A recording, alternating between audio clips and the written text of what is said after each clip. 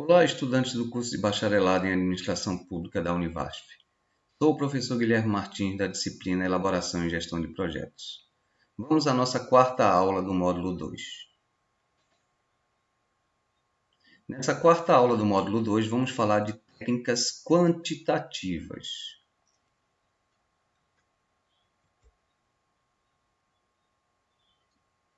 Então, os principais métodos quantitativos utilizados nos estudos de projetos são o payback, que é o prazo de retorno, o valor presente líquido, tá?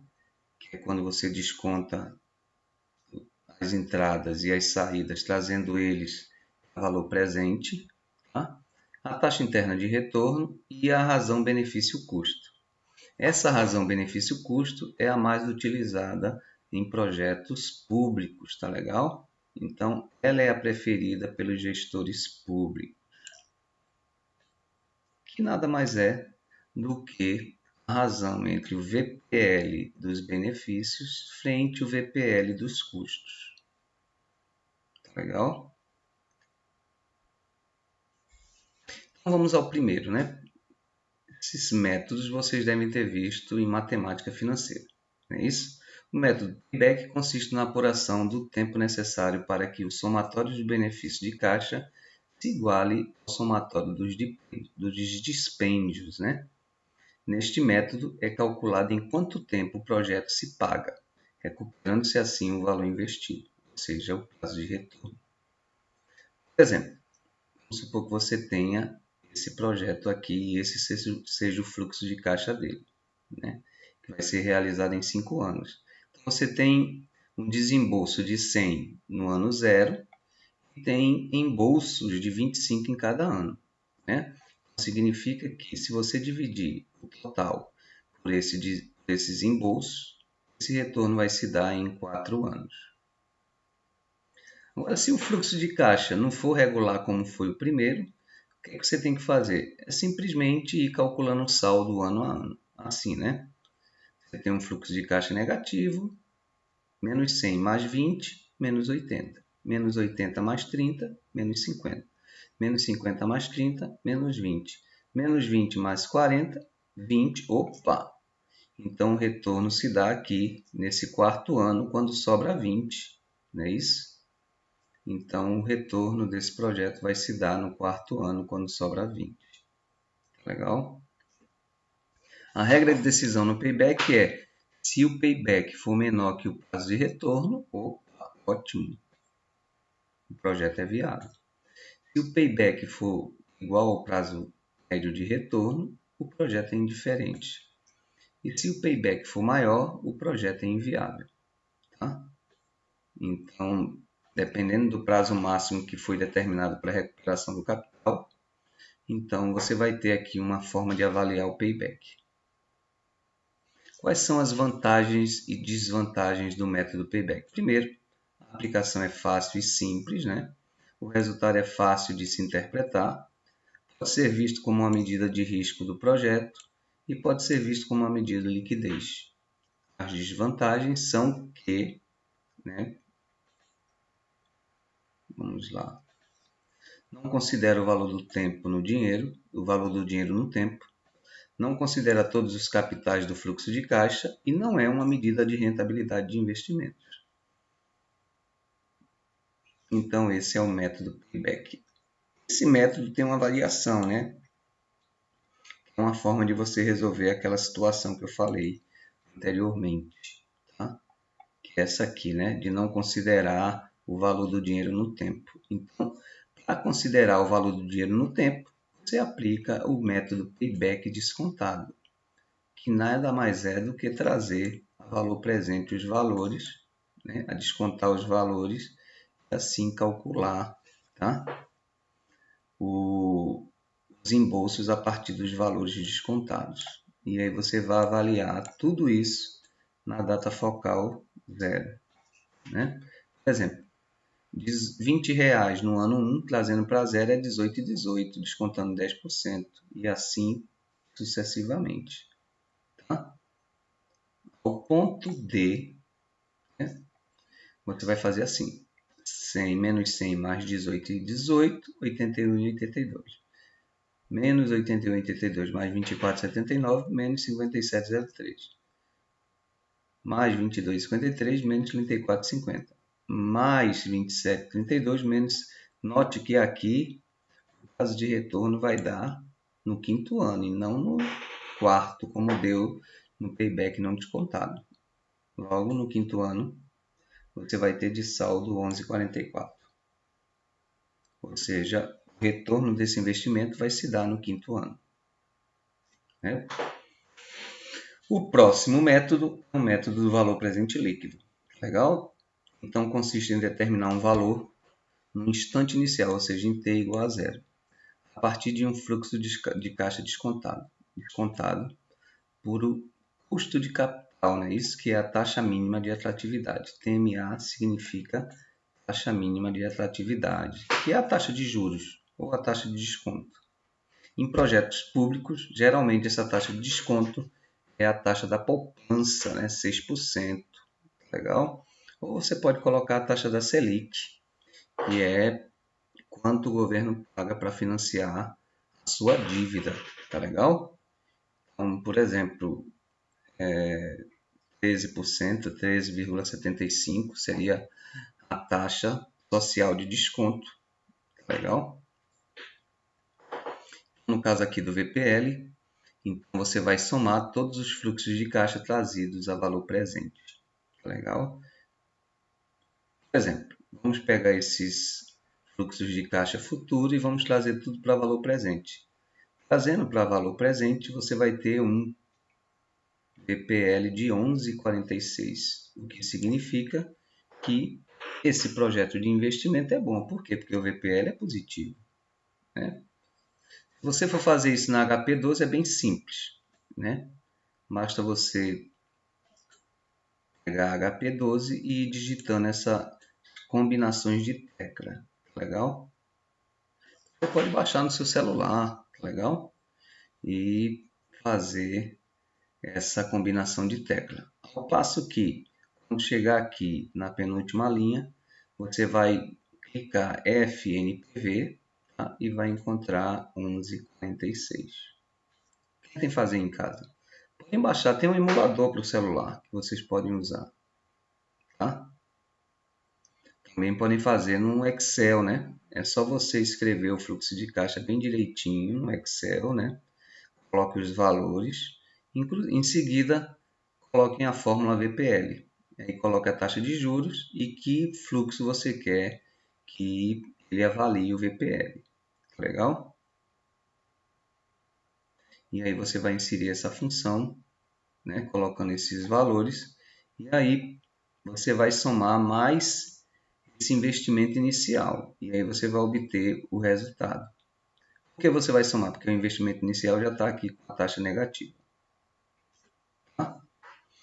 E a regra de decisão vai ser essa, né? Se o VPL for maior que zero, o projeto é viável. Se for igual a zero, o projeto é indiferente. Se for menor que zero, o projeto é inviável. Legal? O projeto viável significa que ele vai enriquecer o dono do projeto, enquanto que o projeto inviável ele vai empobrecer. Quais são as vantagens? Informa sobre o aumento ou não do valor da empresa, né?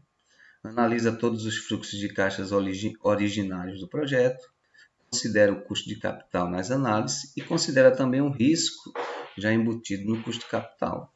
As desvantagens é que existe a necessidade de conhecer o custo de capital. E a resposta se dá a um valor monetário, o que dificulta a comparação de projetos com valores diferentes. Então, essas são as desvantagens. Tá? O terceiro método é o método da taxa interna de retorno. Tá? Esse método da taxa interna de retorno é um método em que a taxa interna de retorno faz com que o VPL seja igual a zero, ou seja, que taxa interna de retorno torna o VPL do investimento zero. Então, é isso que você quer com a TI. Legal? Ou seja, a taxa de juros que torna o VPL igual a zero. Legal? Então, uma das características desse projeto, desse método, é que ele assume implicitamente que todos os fluxos intermediários de caixa são reinvestidos, né? Legal? Ou seja, entre duas alternativas com TIRs diferentes, a que se apresenta a maior taxa representa o investimento que proporciona o maior retorno. Ou seja, se você tem duas TIRs, você vai escolher a que for maior. Legal? O investimento será economicamente atraente somente se a TI for maior que a taxa mínima de atratividade, que é a TMA, ou a taxa de desconto social. Está aqui a TI. Essa é a TI. Se você tem uma taxa de desconto de 10%, opa, esse investimento é bom. É isso? Porque a TI é maior que ela.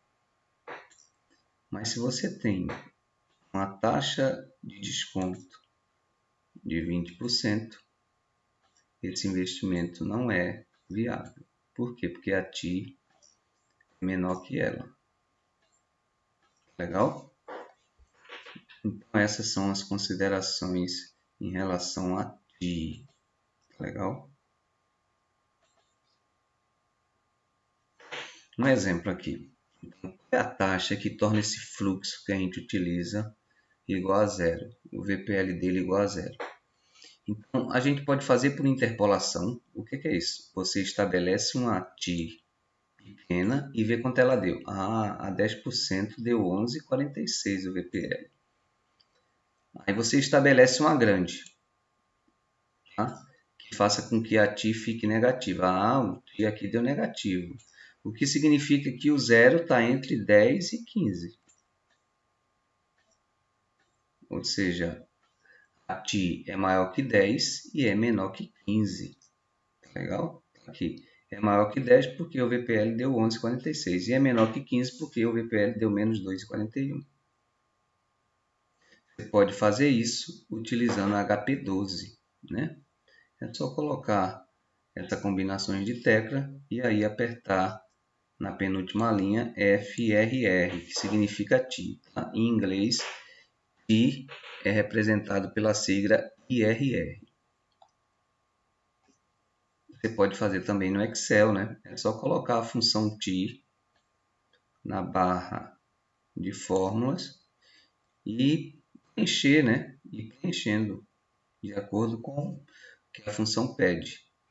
E aí você vai obter o valor da TI, que deu 14,05.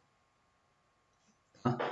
Se a TI for maior que a TMA, o projeto é viável. Se a TI for menor que a TMA, o projeto é inviável.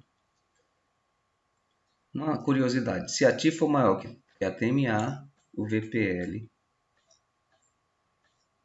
é maior que zero.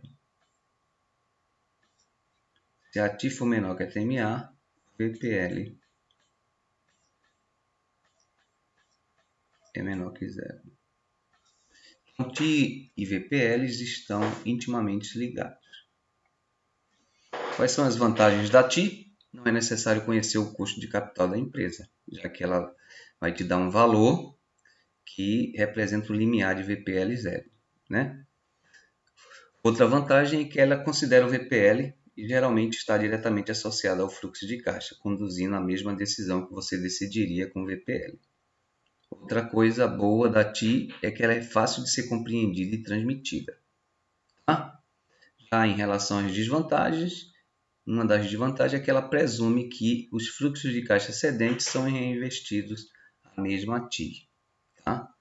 Isso às vezes não é razoável. Tá? Outra desvantagem é a possibilidade de múltiplas taxas TI, tá? Principalmente quando o fluxo de caixa é irregular.